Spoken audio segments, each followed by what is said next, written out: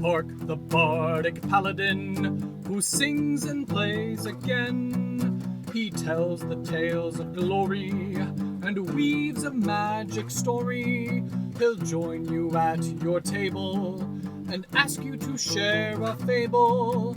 Heroes of humble origin, villains who must be fought again. No matter their skill or prowess, the people in life are countless. So we pray you heed our request. Enjoy this tale of sidekicks and side quests.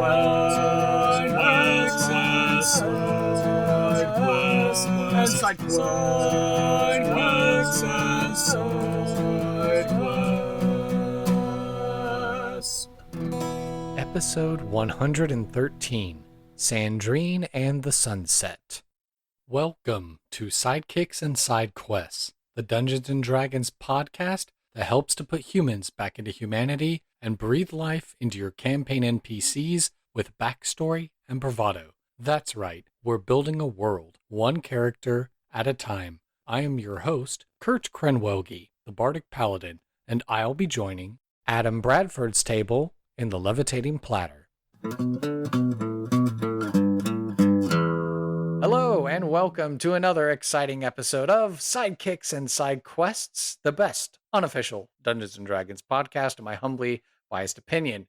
I've got an awesome guest this week, but before we get to the guest, I got to leave you in suspense for the top of the show ad read from our friends over at Plus One EXP. Of course, you recently heard Tony Vicinda return to the podcast, and he had the whole spiel, the whole rigmarole to share with you. But just to give you the long and short of it, they make fine beard and lip balm products. So if you feel like you need some pep in your step, a +1 to your strength, your charisma, your dexterity, what have you, they've got it covered. I happen to have a can of +1 charisma that when I remember to put on some beard balm for my face, it always leaves me feeling refreshed and feeling that much cooler for the day. Of course, the whole thing that helped to launch this brand was an indie RPG that was developed called Beards and Beyond. That has since inspired Tony to collaborate and work on several other indie games, including Repugnant, iToaster, Down We Go, Through the Void, Vamp Nebula,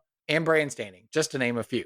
Of course, if you go to their website, plus1exp.com, or the itch page, you're going to find all of these products and all of these games. And whenever you purchase a product through either of these mediums, you're contributing to the +1 Forward program, which seeks to support additional indie tabletop content creators to continue making awesome stuff. And of course, at the time of this recording now, hopefully it's already launched, but they should have their new monthly, quarterly, whatever you want to contribute towards RPG Zine Club. So if you sign up for this subscription, you're going to be getting brand new indie RPGs that are like hot off the presses, and you'll be able to join in with the community over on Discord and across social media in order to be discussing and talking about these games. So everyone can be checking out the latest things that are being developed in the indie scene.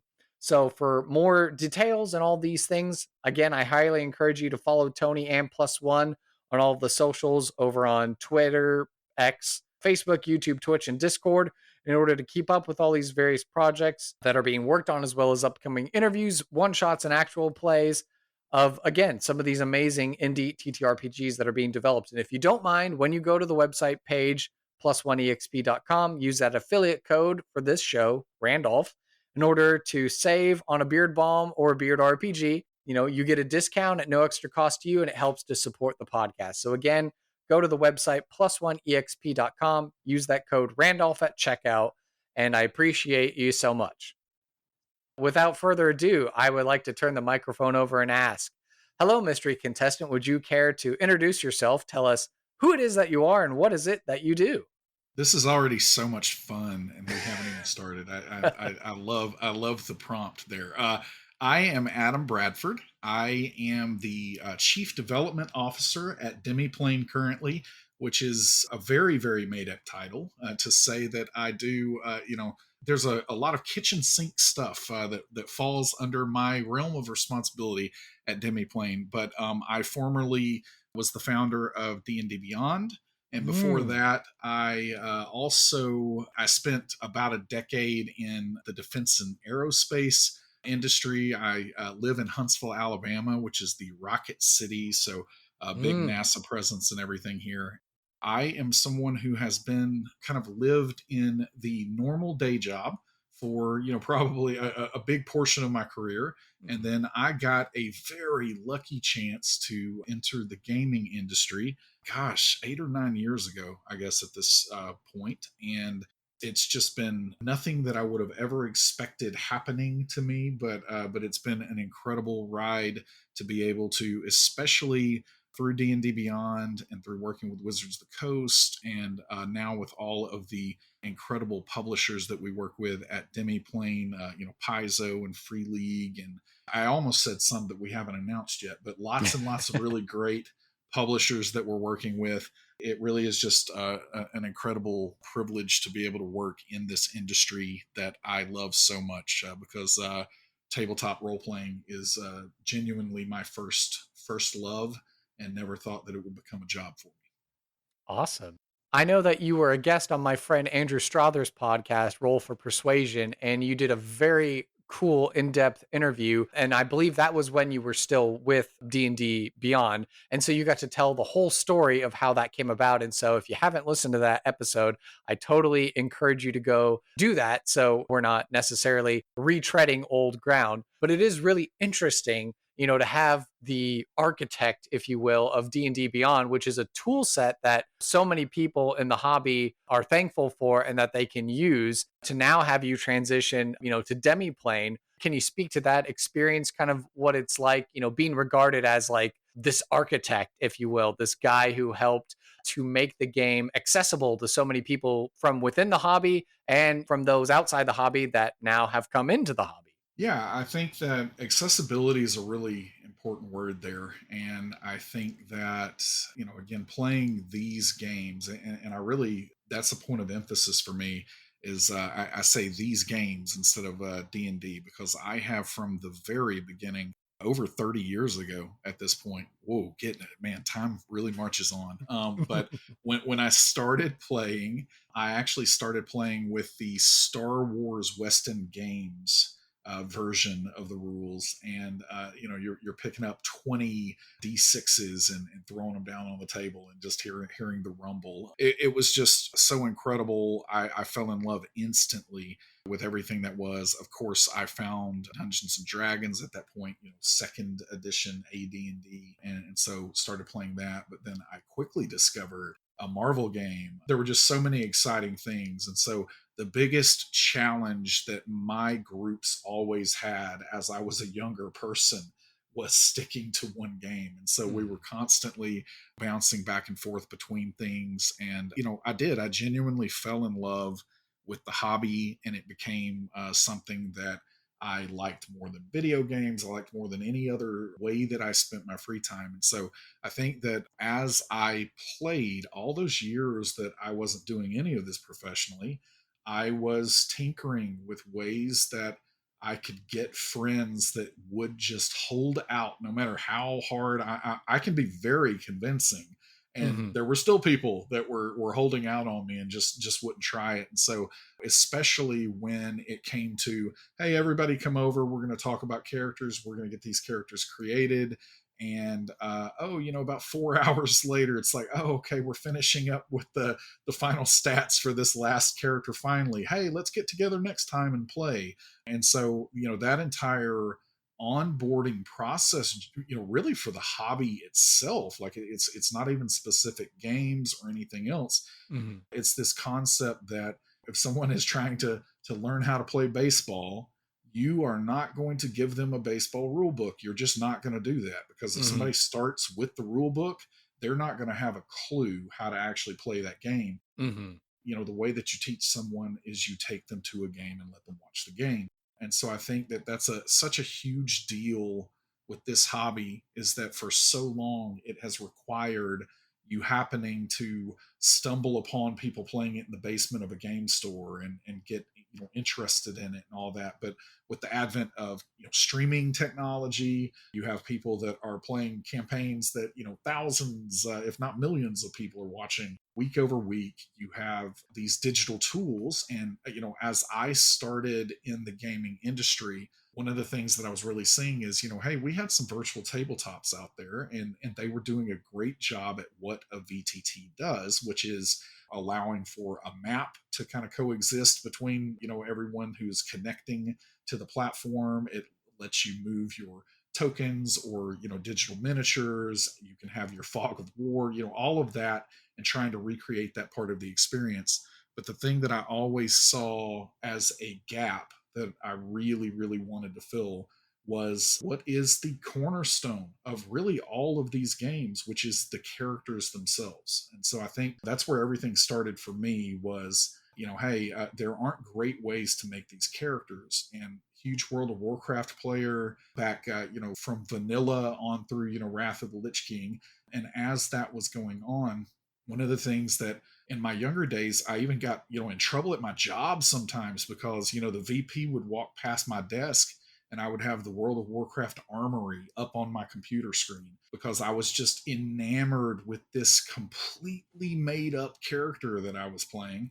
And I wanted to dream up their future and everything else. And so we connect with characters in the games that we play in ways that we don't fully even understand. I mean, I think I'll write a book about it one day, of the psychology and even sociology that goes on with the way that we connect with these, characters that we create. And so when I saw that technology, as powerful as it wasn't really solving that fundamental problem for the hobby. It's something that I jumped in on. And then finally, my long-winded way to come back to the original question of, hey, how do you get from D&D Beyond to what you're currently doing at Demiplane, is that once D&D Beyond became a thing, and once the initial change bias and everything else, kind of worked itself out, and people understood, like, hey, this actually is a really accessible way for people to come into the hobby. If I'm a veteran, it's going to save me several hours, when I'm creating a character, all of those things. When I saw that, I, being a person that played these games, many, many multiple games, all those years, I wanted to do it for other games and other systems. As things progressed with Wizards of the Coast and with fandom, it became very clear, that wasn't going to be the outcome of that situation. We all know what the outcome is now.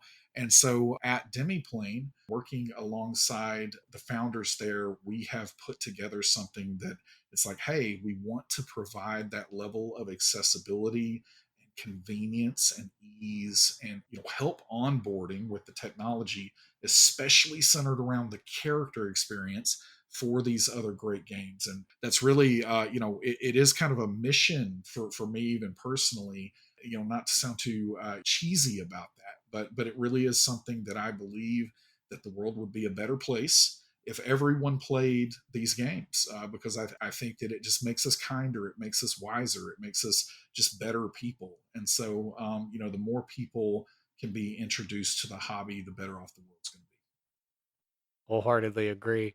This is just, fascinating learning this and hearing your perspective and, not necessarily the nitty gritty details, of the corporate espionage or what have you going on behind the scenes. None of that here. This is all very positive podcast. Oh yeah, I could tell a lot of stories, but I don't want Pinkertons coming to my house or anything. So Yep.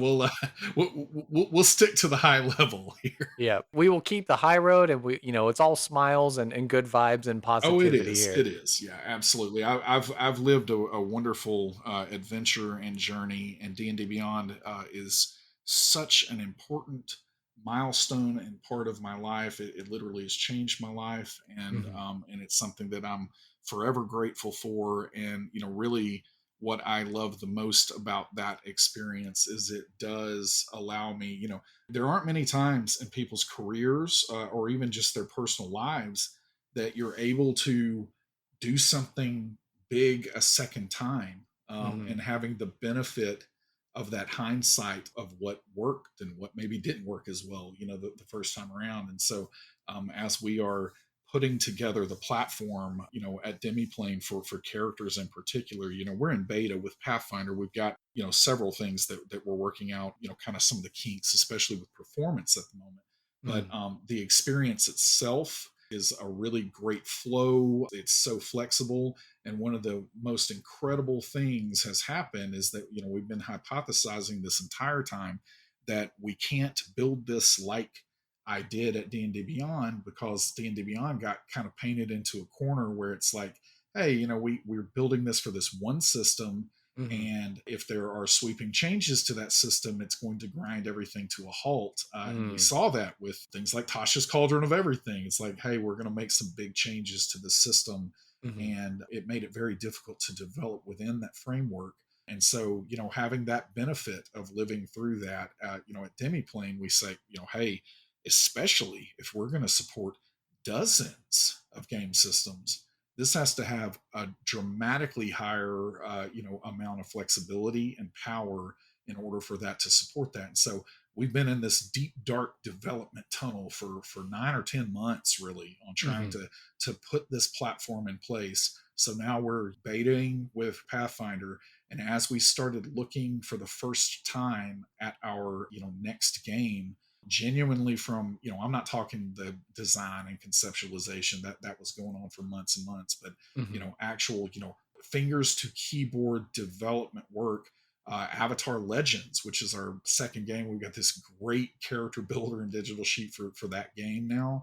Mm-hmm. It came about in 4 to 6 weeks. And that's the power of the platform we have. We're working on Marvel and Vampire the Masquerade right now, and those are going really, really well, making a ton of progress. Before I joined, here to talk with you, I was fixing some things on the Marvel character builder. So it's really exciting to see, how fast we are able to move now that that platform exists. And I am really excited about what the outcome of that's going to be, which is the amount of times that I've heard over the years, having played a good bit of Vampire the Masquerade over the years, the amount of times that I've heard, man, that game looks so incredible. I could really get into that. Like it's so edgy, it's so dark. Like I could really throw myself into that. Hey, do you want to play? Yeah, I don't know. Like I don't know how to create characters. I don't understand the rule, and being able to have digital tools that are going to help you get a character very quickly and really kind of launch you into this really firm foundation for getting started in those games that you've never played. It's a really exciting prospect. I just fondly think back to my fourth edition days when Wizards had their character builder thing that was really helpful for making characters in fourth edition. And yeah, so it was a godsend, when D&D Beyond came along. And now you're continuing on with that work over at Demiplane, which is just awesome. So yeah, and it sounds like you've already answered the second question, which is, you currently, or you have at least played some D&D in your past. And it sounds like, you're even having an opportunity now to play a multitude of other different TTRPGs over on Demiplane as well. Yeah, and that's the thing, is that when your hobby becomes your job, it's an interesting transition that again, a lot of people, I understand fully how blessed I am to be able to have just such an engaging, such an enjoyable job. Like I really do understand that, but at the same time, it's still a transition, and it's something that you got to kind of get used to, and so I have played so much Dungeons and Dragons, and sometimes that is something that I've wanted to do. Sometimes it is something that I need to do to make sure something's working the right way. Right. But yeah, at the end of the day, wonderful game and wonderful games that we get to support out there. Awesome. And of course, with the theme of this podcast, we like to talk about sidekicks and we like to talk about side quests. So, my question here: who is one of your favorite NPCs or sidekick characters, whether they be from one of your RPGs or video game, maybe from a movie, film, television show, stage play, history, etc.? And why is this character your favorite sidekick or favorite NPC? This is, I mean, we genuinely could talk for 28 hours on this. Like I have so many characters. I'm into so many different things. what I will try to narrow it down to, because earlier I mentioned World of Warcraft. I was a big World of Warcraft player. It was really funny to me when I first entered the gaming industry. It was a company called Curse that used to support a variety of video games. So it was primarily video gaming that I got into first. Mhm. And they ran a website called MMO Champion that probably many listeners are going to be pretty familiar with. And I remember just being starstruck that I was meeting the people that ran, MMOC. I remember in those days that when I interviewed with them, they said, do you play World of Warcraft? And I was like, yeah, absolutely. And they're like, are you like a hardcore player? And I was like, well, I play it every day. I think about it when I'm not playing it. Like, yeah, I think I'm a hardcore player. And then they start talking to me about what hardcore, I guess, really meant, with rating top 10. And, and I was like, that's really not how I ever played the game. I definitely rated and did all the content, all that. But I played on a role playing server, Shadow Council representing here. And so played on a role playing server for many, many years. And it really was like I found a group of people that I was getting to essentially play D&D through the lens of this incredible game. And so I'm going to go with that game. And my favorite NPC in that game is a character called Tyrion Fordring. He is a paladin. I gravitate towards paladins all the time. Bards and paladins are the thing for me. And I see in some of the descriptions for you here, I think I'm looking at your name right here, Kurt, and then the Bardic Paladin. So Yeah. so that seems like that fits. But yeah, it's the same for me. And so Tyrion was a paladin that kind of got disgraced and essentially excommunicated because Mm. he helped out an orc. And so I love orcs in a lot of literature. And so I think that it just really resonated with me that he helped out someone that society felt like he shouldn't be helping out, and he got excommunicated and completely banished from his paladin order. And then he went to live this quiet and peaceful life. And I will never forget, sorry, this is a spoiler if you haven't played World of Warcraft 12 years ago or whenever that came out. But you're kind of going through the plague lands and you come across this farmer, and the farmer ends up, so talking about side quests here, this is the answer to this one too, comes up with a whole bunch of side quests that at first, when I'm first playing through this, because this is before everybody's looking every single thing up for a video game on the internet. And Mhm. so I had no clue what was happening, but I am doing this for him and that for him, and I'm going through and collecting things. And then each time I come and turn in the thing that you're going to get in the game, there's more and more of this lore and telling the story coming out. And you find out what's happened with his son, and his son is now part of the Scarlet Crusade, who everybody knows in the game. Those are horrible people, and you find out the story of why he was disgraced, and it was just the most fascinating thing at the time. Video games weren't getting like really getting you in the feels like that. It's like I felt something for this character, and then it kind of culminates with this what is typically horrible in video games, this escort quest where the NPC is walking way too slowly somewhere, and you're having to follow them and keep things from killing them, or whatever. But because I was so invested in this story, it was the most incredible thing I had done. And so, all this ensues. And unfortunately, his son ends up dying as part of it, but not before he kind of redeemed himself. And they had a moment. And I remember playing this. And first of all, it's a little bit of a tough battle, that you're not expecting to happen. And so Mhm. I'm like, blood pressure's up. I'm like, I get through it. And I'm playing through this, and then son dies, and then Tyrion Fordring essentially vows that he is going to restart the Order of the Silver Hand, and restore all of that and bring justice to the world out there.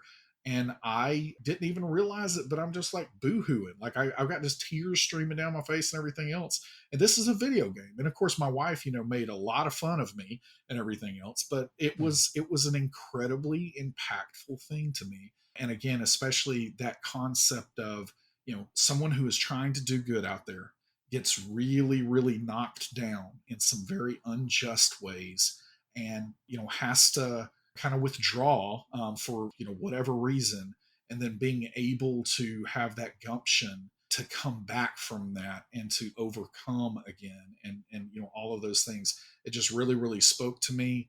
And so Tyrion became my favorite NPC at that moment.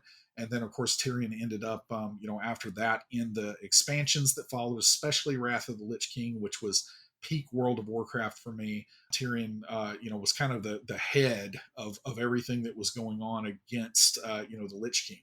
And so it was just such a satisfying story that started out in really, really humble ways. And so, yeah, that's something that really has stood out to me all of these years later. That's awesome. It's kind of like the Obi-Wan thing of like, oh, I'm just this hermit that's out here in the desert, and you don't know that I'm actually this super powerful Jedi. That's exactly right. And and that's the thing is, one of if not the most possibly Frostmourne, Arthas's weapon, but you've got Ashbringer. That is the weapon that Tyrion wielded, and all of a sudden, it comes back into play in this game. And like I said, it was just so compelling, especially when you think about when that came out, because we enjoy this complete golden or platinum age of video games right now, where Mhm. things like God of War exist, and Red Dead Redemption 2. yeah, yeah, exactly. You're playing through these things where it's literally like you're playing a movie.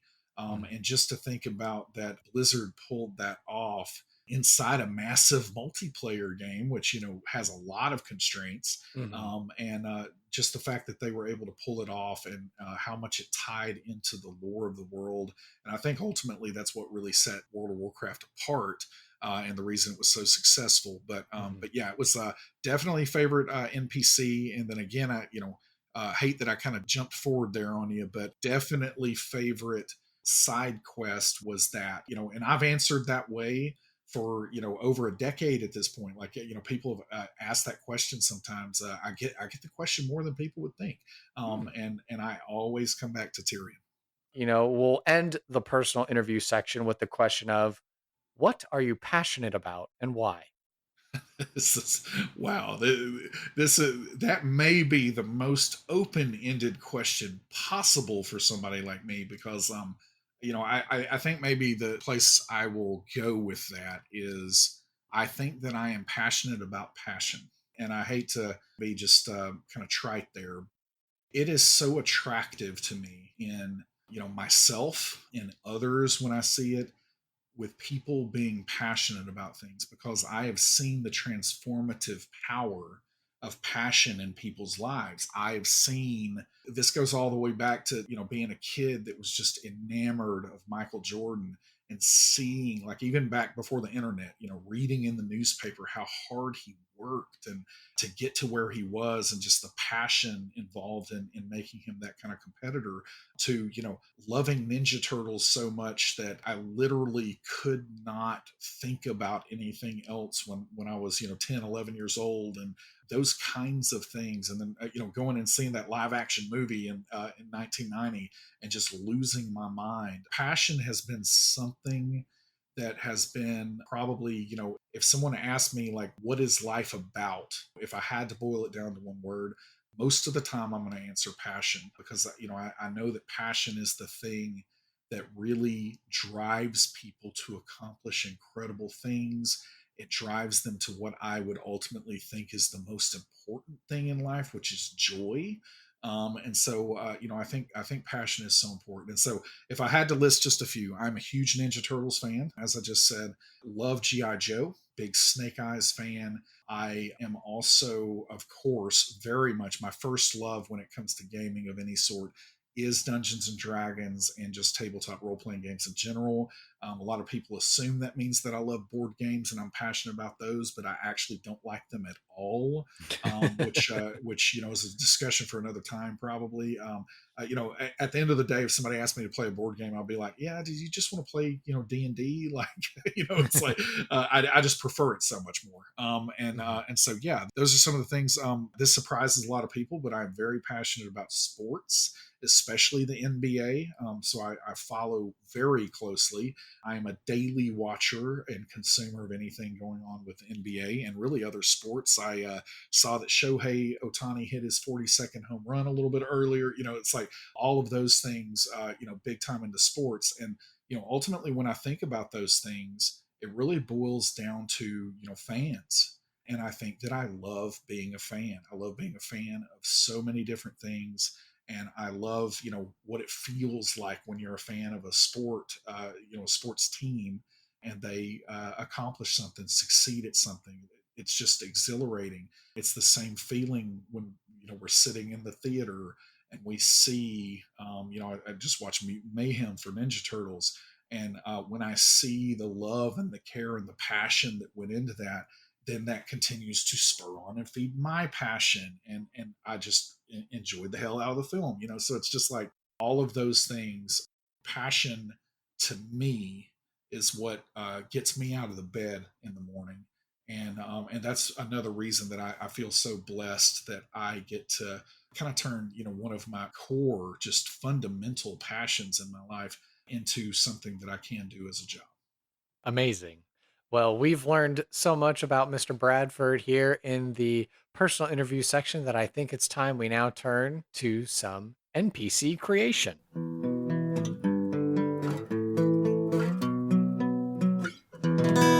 And NPC creation is brought to you by you, podcast audience, and our patrons from Patreon. So now is the time in the show where we give a shout out to our comfortable patrons and above with a loud hurrah.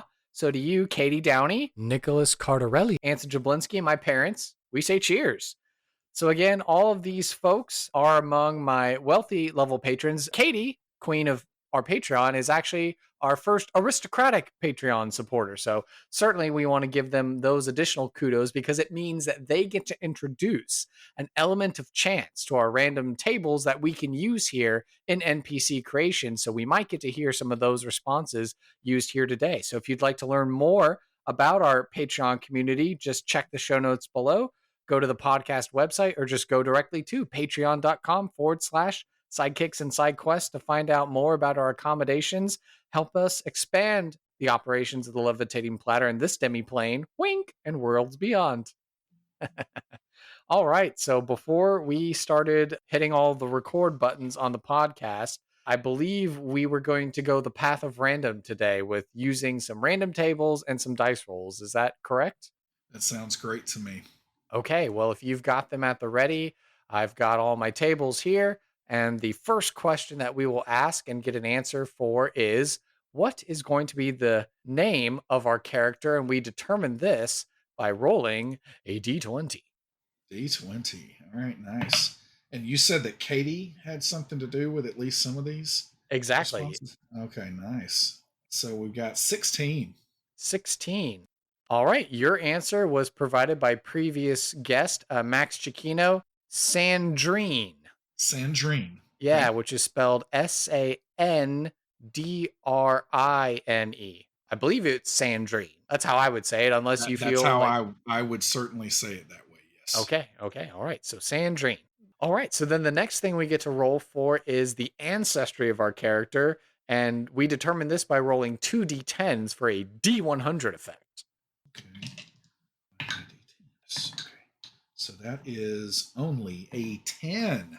10. Okay, interesting. Okay, so we've got some choices. So you have the ability to be a clockwork person, constructed commoner, or a magen, which I believe the magen are from Spelljammer. But Yeah. basically some sort of cogwork, constructed commoner, a magen. Yeah. Let's go the clockwork gear. Yeah, I like it. Okay, so the cog work or the clockwork or the constructed commoner. Okay, I think there's a couple of them that sort of overlap and that are similar. So it's okay. So we'll go with the clockwork of sort of individual. Okay, Got it. Yeah, I like that. The next thing we'll get to roll for is the job or role in society that Sandrine has. And we determine this with a singular D10 roll. Okay. That time we got a 7. 7. Okay. Your answer was provided by previous guest, comfortable patron Nicholas Cardarelli, fishmonger. Fishmonger. Okay. So we've got a a construct commoner that is a fishmonger. So I'm thinking through how that works. And Okay. I definitely can see it. Yeah. All right. Okay. I'm on board. The next thing we roll for before we get to take a pause on the dice rolling is the age range of the character. And we Okay. determine this with a D8 roll. Okay. That is going to be a 5. 5 is midlife. So we have a middle aged clockwork commoner named Sandrine. That is a fishmonger.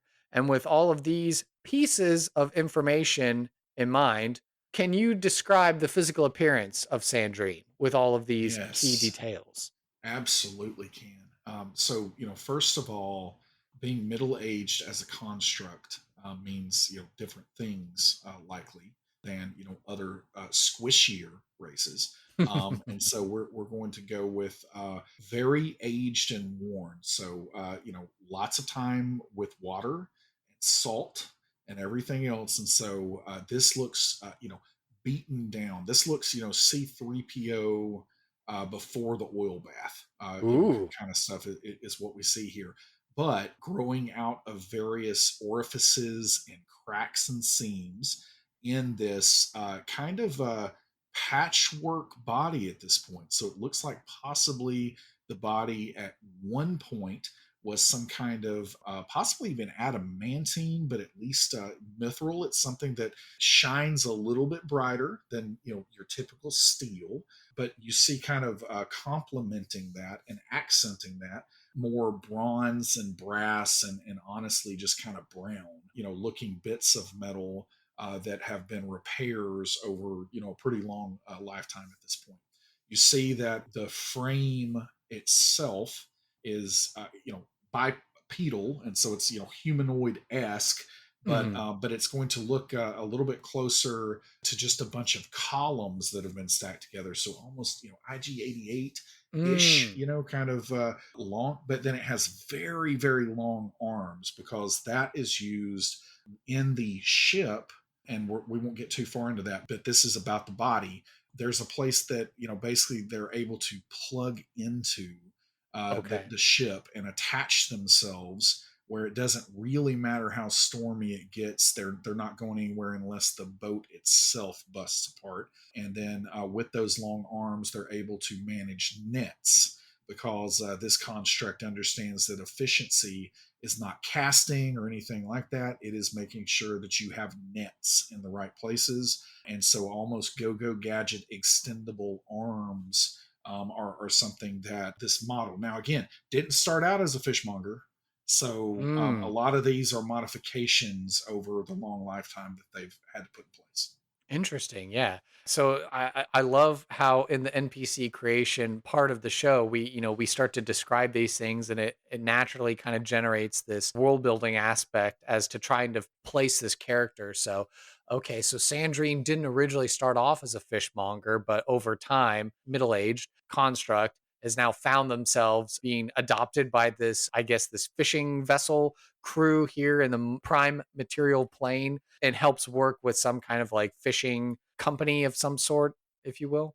I love it. And again, I'm not, I don't know if I'm, jumping forward too much, but the way that I would see this happening with Sandrine, Sandrine was created, ultimately for companionship, and I mean that in a very platonic sense. Mhm. That was an older wizard that was wanting initially someone to simply record some of the things that some of the musings, just ramblings as he was walking around his tower, created Sandrine.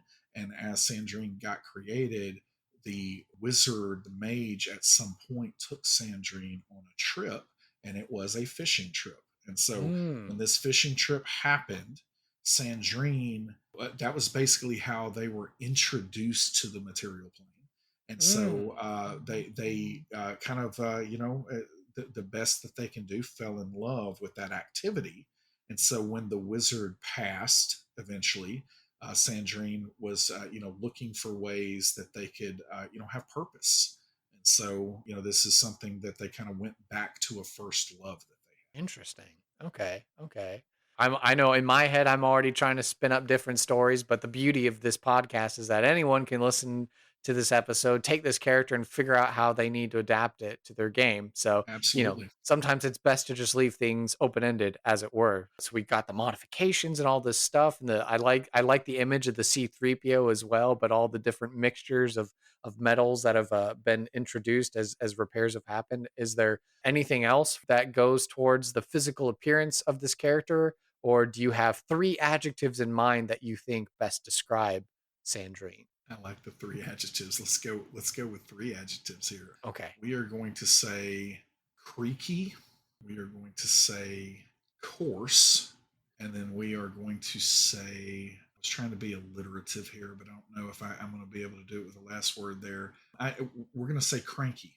Hmm. And again, some people might think coarse means that, but that's not necessarily how I meant it there. So how do you mean coarse then? Course in body. So Mm, again, beaten by seawater for a long time, there mm, is a smoothness there, but also this coarseness that comes from, it's not always water that you're getting hit with when you're in mm. this kind of environment. So, and trust me, I know that from some time with the ocean. It's a little more dangerous than a lot of people like to admit. Maybe it is, Right. especially where I would see Sandrine possibly doing this fishmonger. I just got a happy image of Sandrine working alongside Lieutenant Dan and Captain Forrest Gump or something like that. That's it. That's it. Wonderful. And now we get to go back to some dice rolling. So we always like Nice. our NPCs to have something cool on them. So what's going to be a valuable item, piece of lore, secret, or ideal or concept that the character cares about? And this is a combination. So we're going to do a D4 for the category and then a D6 for the particular thing. So D4 first. That's a 3. Okay, this is going to be a secret. Ooh, nice. Okay, got it. That's a 4. 4. Really very, middle of the road. Yeah. So your secret was provided by previous guest D&D Jordan Lee. I know, Jordan. So Sandrine has a ring that actually holds a rambunctious blink dog inside of it, and it may randomly pop out. Thoughts on this? Interesting. So, what I would say, so again, I don't know how far into story we go, but if that randomly happened in one of my games and I was improvising about it, I would say that the Blink Dog was actually the pet of the wizard. Yep. And as the wizard, left the mortal coil, however that happened, basically, Sandrine felt compelled to care for the creature, but being cranky as they are, really can't stand the creature and definitely the responsibility associated with the creature. And so has, provided it a home inside the ring where it can subsist without a lot of direct interaction with Sandrine. So it's keeping the dog safe, but also not having to engage with the dog. I'm very much getting C3PO R2D2 vibes in A New Hope, where C3PO's just had it with R2D2, and then R2D2's like, "No, we got to go this way. We got to do this thing," and it's like, "You dumb droid!" No, Like, you get in the ring. yeah, you no, You you go are to your supposed to crate. get in the ring. Bark, bark, bark, bark, bark. Blink, blink, blink, blink, blink. Yeah, Yeah.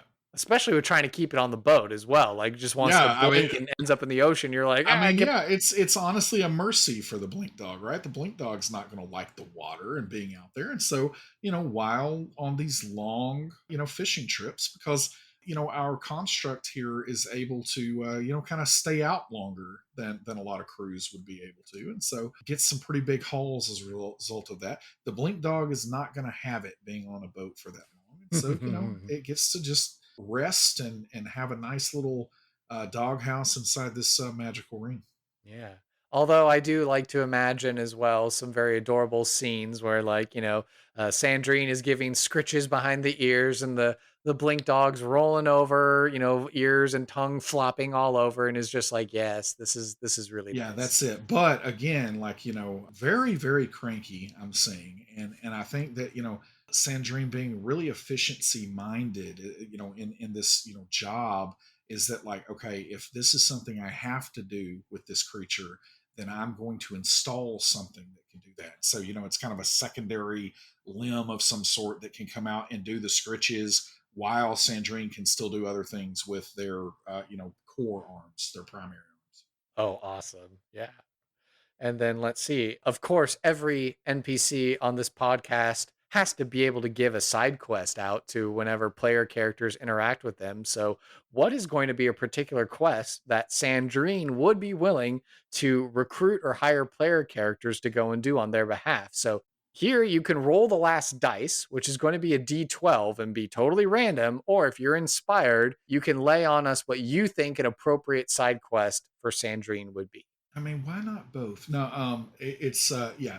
I'm going to jump in here because now I'm attached to Sandrine at this point and feel a kinship with them.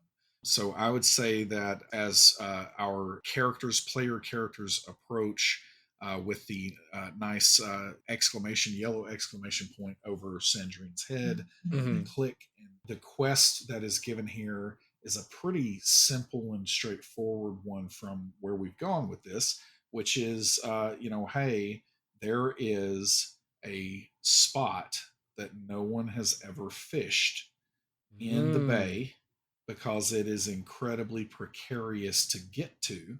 But Sandrine knows that's where the best fish are going to be.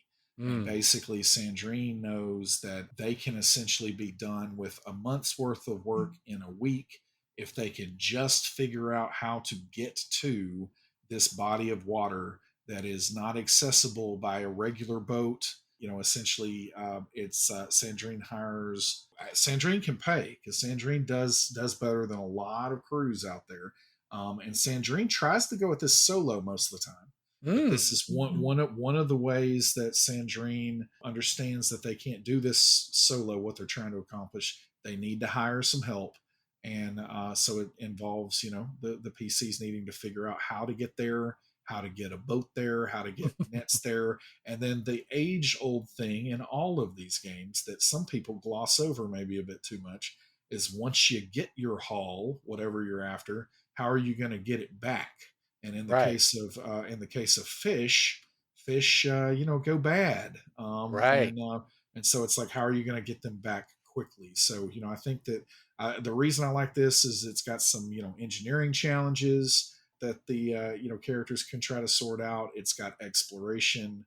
It's got social interaction with a very cranky, cantankerous construct that lives their entire life on the sea. So yeah, I feel pretty inspired. I think I might use it in one of my games. Awesome. Yeah, I was gonna say I'm trying to imagine the scenarios of either like, yeah, you're having to do a Fitzcarraldo situation, so you're literally trying to pull a boat over land to get to the body of water, Yeah, or you're employing like the druid to like move all this earth and stuff like that to make a right. natural channel, or Or you're finding out how to get there and then discovering that there are enough natural resources there to build the boat once you get there. Like there are just so many yeah. ways that could go. But There's a nasty beastie there that is the reason of why people can't course, get there. Yeah. yeah, it's very dangerous, and if Sandrine can't fight off creatures at the same time that they are collecting the fish.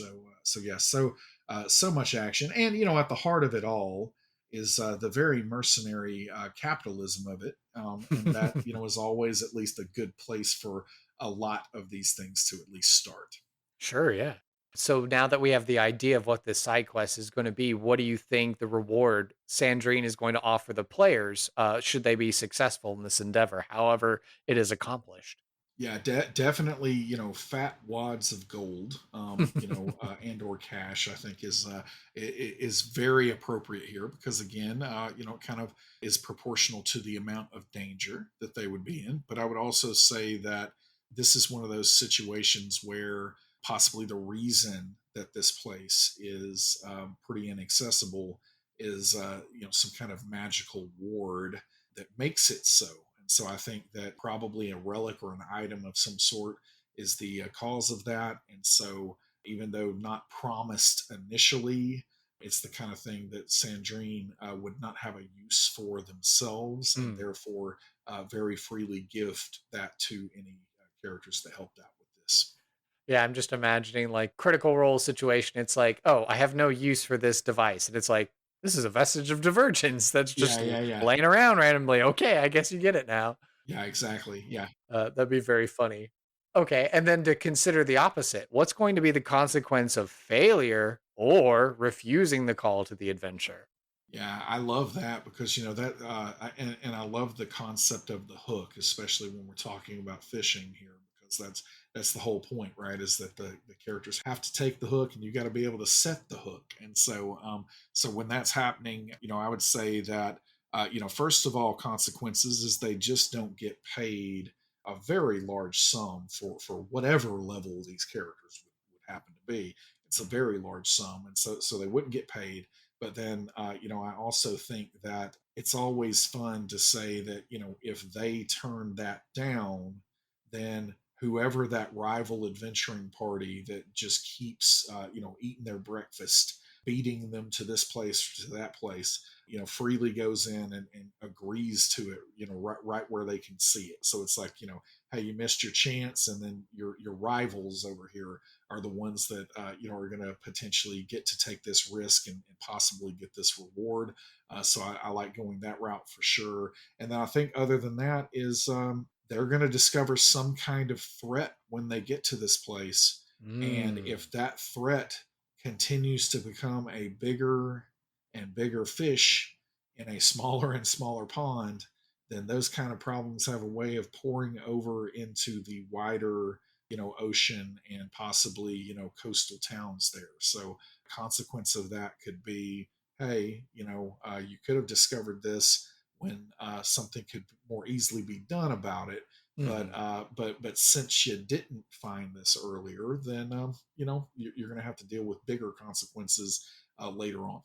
Yeah, yeah. The Kuatoa that were there just, minding their own business that you could have dealt with. But now all of a sudden they've managed to summon Blipdool Poop, who is now trampling the harbor. That is exactly it. Yes.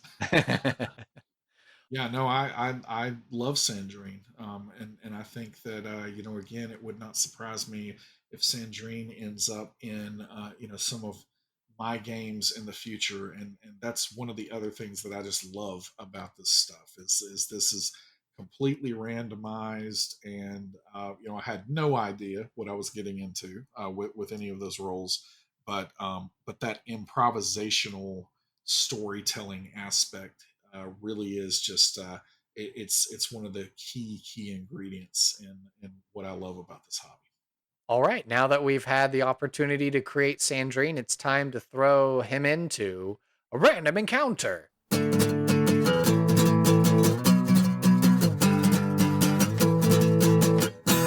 So this segment of the show would have a sponsor, but we don't have a sponsor at the moment. And if you want something to be promoted here on this podcast, which is, on its way to 10,000 downloads, that's not nothing too shabby. But yeah, if you're looking for a billboard for your Kickstarter, your project, your service, what have you, feel free to send me an email, sidekicksandsidequests@gmail.com, and we'll look over the proposal. We'll talk. We'll do lunch, all the good stuff. And so thank you for listening to the podcast. And let's get back to it.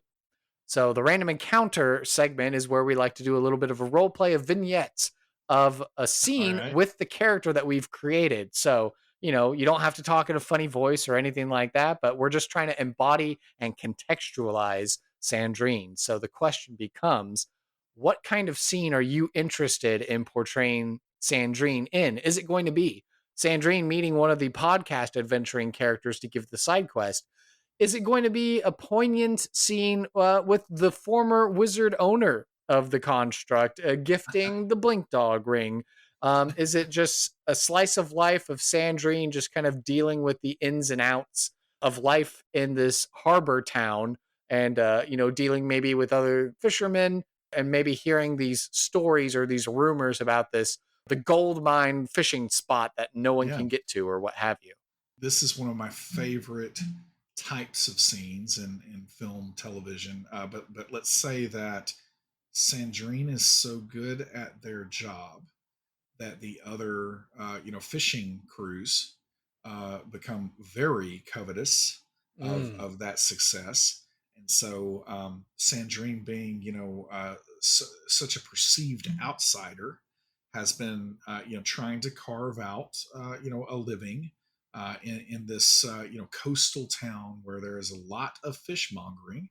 And so somebody kind of gets tired of what seems like Sandrine is getting all the good stuff, Hmm. and one evening attempts to steal the haul before the morning sale goes on. And so Sandrine is kind of deactivated, or whatever our construct would do here, that would constitute sleep, Hmm. and is awakened by intruders on their ship, because, like I said, Sandrine flies solo because they're able to, Hmm. and so awakened by intruders that are after an entire day's catch, which in this economy is a really big deal to Sandrine. We pan towards the evening time here in a sleepy harbor town, name to be determined, whatever you want. But, it's peaceful, remembering our earlier example of Forrest Gump and whatnot. So maybe somewhere like a Mississippi or an Alabama coastal sort of region. And so you have a number of boats all out there moored and tied up at the docks. There's a lot of shrimping that goes on, but maybe there's also like other fish and stuff like that. And so a lot of these fishermen and these families and this community just depends on it so much. And then, however many years ago it was, Sandrine came into the picture. And over time, because of this mechanical efficiency with not needing to sleep or eat or drink or any of this stuff, Sandrine can outpace a lot of the other people. And because Sandrine has this goal in mind of efficiency, is able to determine these spots where the best fish can be caught, maybe even does something that other fishermen don't do, and will actually will sort through the fish and allow for certain fish to go back into the sea in the hopes that they will enable future and stronger and better offspring and stuff like that. So it's been years that this has been going on, and we will say that a particularly salty dog that we will call Big Charlie. So Big Charlie is the saltiest fisherman in this harbor, likes to bully some of the other guys around because he's just tough. He's got the tattoos and scars to show for it. So, everyone respects Big Charlie. They may not like him, but they respect him. And so after everyone had come in for the day, and rumors began to circulate, like, did you hear, that Sandrine, just is, I don't understand how he does it, and so then Big Charlie's been drinking at the tavern, and is just like, you know what, enough is enough. That bucket of bolts, he's not like us. He's not fishing blood. He doesn't have the sea water in his veins like us. And he's like rallying up the people. He's like, if you were all real men, you'd do something about it, wouldn't you? And everyone's kind of looking nervous because they're like, well, I mean, we don't like that Sandrine's a better fisherman than us, but we're not gonna, he's cool. We don't want to do anything. But Big Charlie gets worked up into a frenzy, and so he's gonna storm off out of the tavern and make his way to the boat. And is there a particular name for Sandrine's boat? Ooh, that is a great question. And I am going to say that it is going to be the sunset. Okay. And the sunset, because our wizard friend that is actually, kind of magically created this demi plane where the fishing was going on. And so Sandrine originally didn't understand that that's what was going on, but crafted it in a way that they were fishing at sunset essentially the entire time that they were there, and Mm. it became a core heuristic memory for Sandrine, and named the ship after that. Yeah, so Big Charlie's stomping his way down the harbor towards the mooring spot for where the sunset is located. And so, with rum fresh on his breath, licks his teeth with a couple of them missing from bad dental hygiene. And he's going to like clomp his way onto the deck. And he's just going to start muttering under his breath.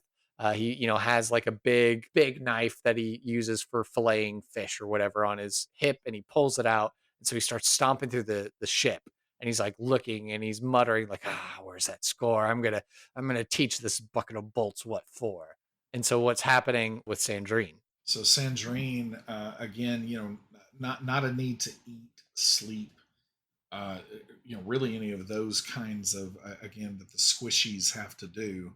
So Sandrine really just kind of deactivates, because one of the things that Sandrine has discovered over the years is even without the physical need for those things, there is a need for mental health purposes to continue to kind of decompress. And so Sandrine, not unlike a trance for an elf, but not as maybe spiritual or ethereal as that is kind of almost deactivated to a large degree. But the Sunset is equipped with a variety of gadgets, because again, Sandrine works on themselves a lot, and kind of some alarms are triggered in, and Sandrine activates some ocular sensors come on and kind of light up. And if Big Charlie happened to glance that way, say just a couple of glowing eyes in the darkness of the captain's quarters on the Sunset. But Sandrine knows that someone is on board the ship, and is going to just very casually kind of whir to life. And again, creaky, lots of creaking. And Big Charlie's probably going to hear this, but Sandrine is on the way. Right. We'll say Big Charlie rolls a perception check and does very poorly, because he's just so singularly focused on trying to find this A little bit catch. inebriated, A little bit inebriated, so his response time is maybe not as great as it should be. And maybe even like the slight rocking of the boat as it sits in the harbor. So it's being lost in all of that sort of noise. We'll say he kind of like bumps his way down the stairs to a lower deck where maybe the hold is for all the fish. And so he starts like reaching in there and he's pulling fish out. And he's like, he's like being very over the top and gross, where he's like squeezing a fish until like it just like falls apart, or he gets his knife and he just starts stabbing a fish. He's like, yeah, this'll teach you, you bucket of bolts, kind of the thing is what he's doing. And so his back is turned and he's not noticing where Sandrine is in the moment. Sandrine is going to continue down the steps. And again, not worried about doing this in any kind of quiet way. This is Sandrine's domain. No one else belongs here except for Sandrine. And so Sandrine continues down, and then he is going to call out, "You should not be here." So Big Charlie will turn around and be like, just the piece of crap I was looking for. And then he'll like get up in Sandrine's face and he'll just be like, squeezing a fish at the same time till it just like falls apart. "That will be 2 copper." I'm not paying you nothing, you bucket of bolts. You shouldn't even be here. You're taking away the honest work for honest men. "I don't understand why you would say I do not belong here." You're not flesh and blood like us. You see this? And he like points to his chest. That's where my heart is. It beats with the sea. It beats with the aquatic life that dwells there. And you don't have that. And he's slurring his words, and he's Sandrine is just very slowly going to kind of reach out again, actually on at least the left hand here. There are more like 8, kind of attachments that would be fingers almost. And one of them points out and just kind of touches that flesh and blood where Charlie was. And then Sandrine just says, "Yes, very squishy, very easy to puncture, bleeds lots." Are you threatening me, Sandrine? I am stating facts. It is up to you whether you believe them or not. He'll reach over to grab like another more handful of fish and like throw them down, I guess. And he's just That like, is 6 additional copper. And then he like stomps his boot on it and like squishes it around. He's like trying to see what he can do to like maybe goad Sandrine at this point to see like. And Sandrine is going to say, I estimate that you turning around now and exiting the ship will take approximately 22 seconds. I shall be merciful and give you 26 seconds to do so. Failure to comply is going to mean that you take a dip. And Big Charlie will just start laughing at this point because he just doesn't believe the nonsense he perceives coming out of Sandrine's face. And so he's just gonna be like, I'm gonna wreck your ship. You don't belong here. You're not a real fisherman. You're not like us. You don't you steal our work, you steal our jobs, you're taking Sandrine, food and money Sandrine out is of going to the start mouths. kind of corralling because Sandrine is fully aware that they have installed a hatch at kind of on the two kind of front sides, but both starboard and port or whatever Mhm. those things are. But either side. There is a hatch where the railing of the ship kind of comes down, and this is actually where Sandrine typically attaches, like kind of comes out to the side of the ship and attaches, Mhm. and is going to try to position where with the hold, the big hole that they've got to kind of walk around, and just literally trying to herd Big Charlie to where they would be near this place where if they shoved Big Charlie, the hatch could also go down and make that an easier prospect of them ending up in the ocean.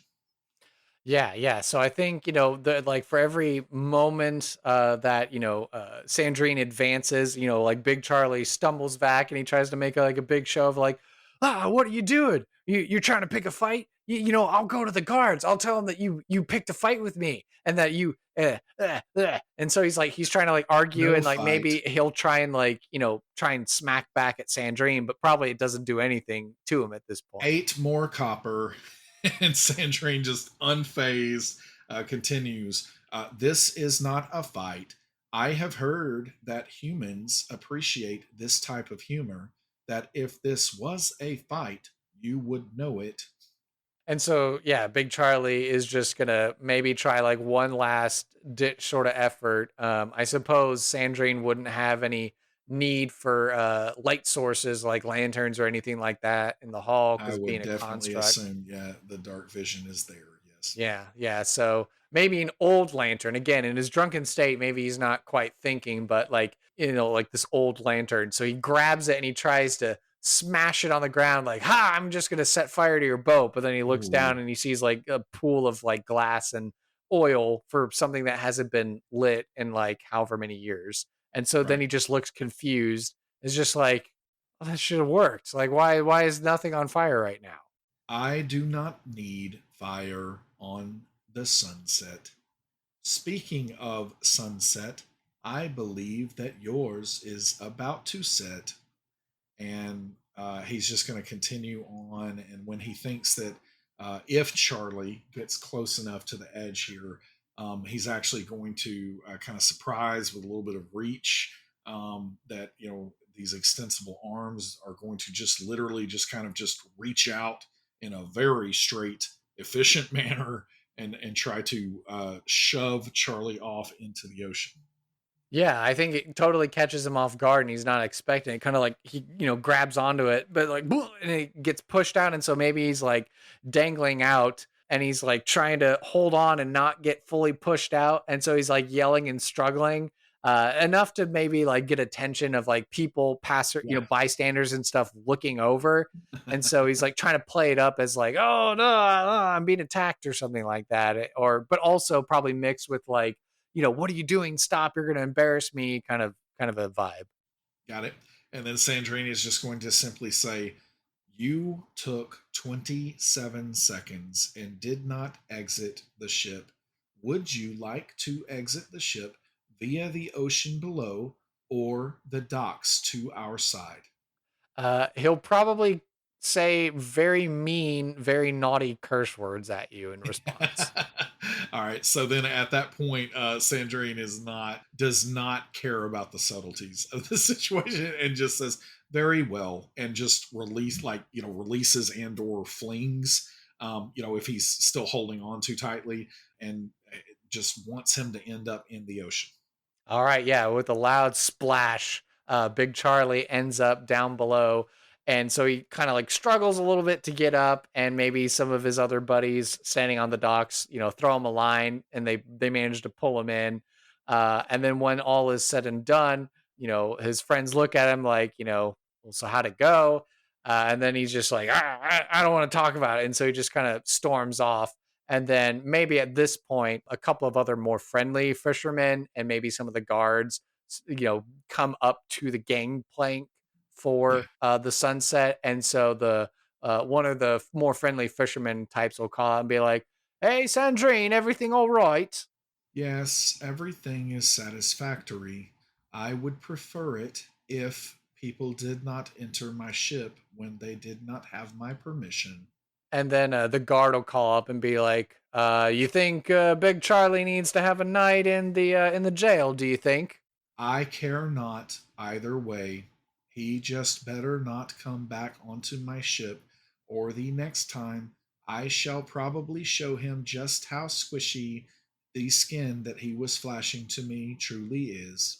And so I guess the small group of them at the edge of the gangplank will just kind of look at each other. The guard will probably just be like, probably for his safety. And then because he's looking and maybe seeing Big Charlie starting to make his way back to the tavern. So he's like, Charlie probably needs to cool off. And so then as the scene begins to come to a close, we'll see this group of guards and friendly fishermen start to make their way back to the tavern to apprehend Charlie to have a night in the jail cell. And is there any last thing that Sandrine will do before he goes back to power down? Yeah. So as Sandrine, as all that commotion ends, Sandrine looks down, and you see just the kind of chassis of this body kind of whir, and is just looking horizontal. Kind of a perfect bend, and monitoring the fish, and you literally hear audible like a count, but it's going like super super fast, and it's like, and he's like, only owes me, and he's like, 1 gold and 3 silver, and I shall collect at a later time. And then you see Sandrine walk back towards the captain's quarters, but you notice, as we pan away, that very peculiar. Everything here is incredibly Spartan. Because Sandrine doesn't need really, any, niceties in that way around them. But you do see that Sandrine, before they do that, pulls something out of the drawer, and it's a photograph of a small human, a child, and you see Sandrine look at it. You have no idea what emotion is going on within Sandrine's, processor. But then once 30 seconds pass, the photograph is returned to the drawer, and then Sandrine goes back into kind of this sleep mode. All right, and scene.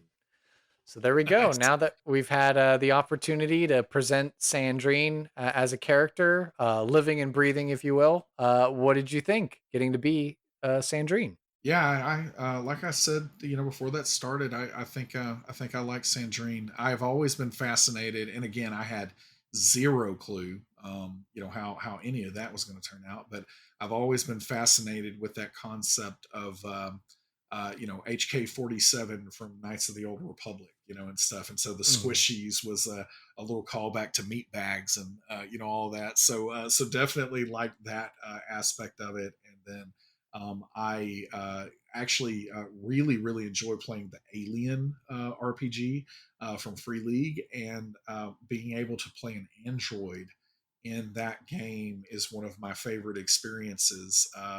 It's one of my favorite parts of all of the films and everything too. And so I think that there is a lot of mileage out of that concept of this constructed being that was built for some purpose having to find a new purpose once they've outlived that original one. And so that's very compelling to me, and I think Sandrine would be very interesting to explore because at the surface when this first came up and I randomly got fishmonger, I'm just like, yeah, like that doesn't really engage me at all. But then the more that I got into it, it's like, okay, wait a minute, this is a town where this is a really important resource, and this idea that that this outsider can find a new purpose in doing that. And then again, whoever they're looking at in the photograph there, there's it probably ties into the reason that they care so much about making sure that they are getting a good living off of this resource. Wonderful. Yeah. We are now in the final thoughts section of the show. I always like to ask my guests their overall experience on the podcast. How you thought this night was going to turn out, and how do you feel now having come through the other side? Yeah, that's a great question. It's very brave of you, honestly. Because I know that doing any kind of retrospective, look at anything is sometimes a challenging process. And so, yeah, I applaud your bravery there. But no, I had a really great time. As I told you before we started, I get a lot I get a lot of interview requests, all the time, and for the most part, not that I'm necessarily advertising out there. I don't have infinite time, but for the most part, I always say yes. Like if I am remotely available, I always say yes. And so I did the same thing with your invite, and I did not look into really anything until a couple of days ago, and then I was like, wait a minute, like these are not just questions because in the hundreds of interviews I've done, the questions all end up being pretty similar most of the time. And Mhm. so, as I told you before we started here, I love this hook. To go with the fish metaphors again. Like I really think that it is a great angle. It is a good way to get to know someone. To tell a story with them. Even if it's just a very short one.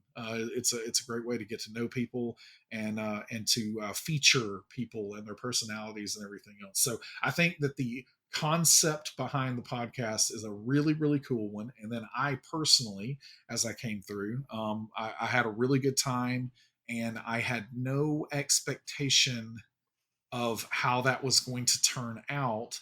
And through a randomized character, it could have gone a whole bunch of different ways probably, but it ended up being really engaging. So nicely done on your part. Oh, Good thank you. stuff. I appreciate it. Yeah, you were talking about the randomization of the dice rolls. I'm just thinking of earlier today at the time of this recording, we just had our patrons pub night bonus episode come out where I had both Katie and my buddy Anson on, and so I know Katie was very insistent that I try and have you sing on the podcast. Not that I would force you to do so, but she did Yeah, relay the story of how you introduced in a game a goblin that was having a party, and so that was very much like a callback to her, so she was very yeah. appreciative of that. Yeah, no, I love Katie and everything that she does out there. She's a wonderful member of the community, and yeah, I also was in a game with Katie at one point where everyone was playing a bard, and we were kind of instructed by the game master to as we're introducing our characters to sing, because it was kind of like a battle of the bands, kind of situation, Hmm. and so everyone's singing this great stuff, and of course I came in there with some tenacious D, and did that for my jester inspired bard that I was playing. But yeah, it's singing is something that I certainly enjoy to do. I'm not fantastic at it, but I think to come full circle here, I think that even when I'm hiring people for our demi playing team and previously at D&D Beyond, passion really can make up for a lot of things, and so I think that when I'm hiring and looking to expand our team, I'm looking for passionate people because if someone is not the best at technical skills or different kind of tools that we use internally or anything else, those are all things that can be overcome by passion. And you can't really teach the passion part. Like that's the harder part to inspire. And so when you find someone who's passionate and really loves what they do, then it makes a difference. And so again, I'm not a great singer by any means, but I am pretty passionate about music, and so it has afforded some interesting opportunities for me over the years. And I constantly I'm drawn to paladins, as I said before, but also to bards. And I'm currently playing a bard on our Children of Erte live show that has Deborah Ann Wall is the game master there, and we have a fantastic cast of people that I have now had the privilege to play with for for three, almost four, I guess 4 years at this point. And so we just have so much of a rapport, so much chemistry, in that cast. And I'm playing a bard that is actually from the real world, like our world. And so Mm-hmm. he ends up just kind of being like Scott Lang, mixed with Star Lord. Hopefully, the good parts of Star Lord are just like just constant pop culture references. Able to sing songs from our world in that show because like he is from our world. So there's just a ton. There's literally a soundtrack going on, in my mind every moment that we're playing, and so that's been a lot of fun to do. Awesome. Well, yeah. So for the final moments of the podcast, I always like to leave the soapbox, the stage, the microphone, the platform, etc., to the guests. So, where can people find you on socials? What projects and things do you need to promote? And any other passions or causes, charities, etc., that you'd like to promote to close us out? Yeah, I appreciate that. I will say that definitely check out everything that Demiplane has going on. You can go to demiplane.com. We have a Discord server that our entire team is pretty active in there, and forums. So anywhere that you can find Demiplane, definitely check out all that we have going on. We have at the moment we have they're called nexuses. So a nexus is a digital tool set for a particular game, and we have Pathfinder Nexus. We actually just announced at Gen Con that we will have a Starfinder Nexus when the second edition of that game comes into playtest next year. We have, I referenced Alien earlier. We have an Alien RPG Nexus. We have our Marvel Multiverse RPG Nexus, Vampire Nexus. It's a really big list already. And as I, kind of coyly, teased earlier, we've got so many publishers that we haven't even publicly talked about yet. So there's just so much going on at Demiplane. And if you enjoy something like D&D Beyond, and you've always wished that you had, high quality tools for some of these other games that you either play or want to try or always wanted to play, then Demiplane, we are on that journey, and we are working really really hard to start providing all of that for those fantastic games and for those fantastic publishers. So check out demiplane.com. And personally, you can find me, I guess I'm still on Twitter. Like honestly, I don't know if they just close the doors at some point. Like I don't know if I will jump anywhere else because social media is something that I don't have a ton of time for. But I am on Twitter at Bad Eye Adam. You can find me there, but also really easy to find me on our Demiplane Discord server. Feel free to reach out. I love talking with folks and interacting. Going to be at PAX Unplugged at Gamehole Con this year, so definitely say hello if you see me at any of those conventions the back half of this year. And other than that, I think I will end on again just saying that I really do believe that the world would be a better place if every single person in it played a tabletop role playing game. And even if that's not your thing, perfectly fine. Definitely not going to yuck other people's yum in any way. Because as I said earlier, I'm all about passion. But whatever that thing is that you are passionate about, be passionate about it. And I think that we all, my hope is that we can all agree that we all need to be passionate about kindness and about love and about light in an increasingly dark world. So that will probably be my last thought out there. Wonderful. Mr. Adam, thank you so much for your time. And can't wait to have you back on and some of your other Demi Plane team members on the podcast to make even more interesting NPCs. Thanks for having me. Thank you for listening to this episode of Sidekicks and Side Quests. Be sure to subscribe to the podcast through Apple Podcast, Google Play, Spotify, Amazon Music, and Overcast, or feel free to save the RSS feed to use the app of your choice. If you don't like using podcast apps and services, I'm proud to announce that I'm in the process of uploading the podcast to our very own dedicated YouTube channel, which you can find by searching for Sidekicks and Side Quests. All future episodes should automatically publish to our YouTube channel. Visit our website, sidekicksandsidequests.com, for links, write-ups of the NPCs, and to learn more about the show and the guests who have been on it. To stay up to date and interact via social media, you can follow the podcast on Facebook, Instagram, and the corresponding threads, Twitter, now rebranded X, and Reddit by searching for SideKQ Podcast. You can now also find a very tiny community on Discord as well. I would love to talk D&D and showcase your fan art, stories of how you used our NPCs, discussions, and commentary. If you'd like to hail the bard, simply send me an email at sidekicksandsidequests@gmail.com. To help this show be the resource it's meant to be, I ask that you please leave a review on iTunes, 5 stars if you please, to help spread the word and share our podcast with your friends and family. Whether you're a veteran player or an aspiring dungeon master, there's something here for everyone, and I want to hear about it. As mentioned in the NPC creation section of the show, I do in fact have a Patreon for the podcast. If you love this podcast and you want to help support us and take our show to the next level, I would appreciate it if you would go to patreon.com/sidekicks and sidequests.